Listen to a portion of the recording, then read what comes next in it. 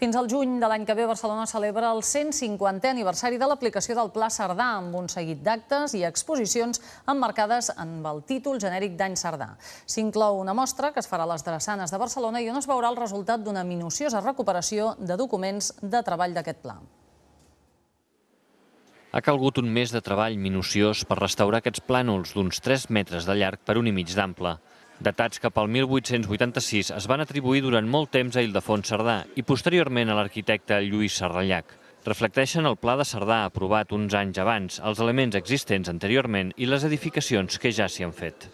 Es considera important perquè un cop aprovat el projecte de Cerdà seria el primer element de treball que té el municipi per desenvolupar el Pla Cerdà i sobretot per solucionar, dirimir qualsevol conflicte que hi hagués entre propietaris i el municipi.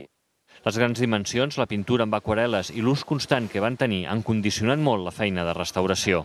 Aquests plànols anaven entelats perquè, com que són molt grans, si no haguessin estat entelats no s'haurien pogut plegar i desplegar reiteradament en el seu ús habitual. Aleshores, la tela està tota bruta i tenia problemes de fongs i forats i tot i existint la tela, els plecs estaven trencats i els documents estaven bastant deteriorats. Per això s'ha hagut de treure la tela i substituir-la per un paper de fibres molt llargues, fi però resistent, per donar solidesa al document. Tots dos s'exposaran a Barcelona a finals de mes en una exposició dedicada a Cerdà.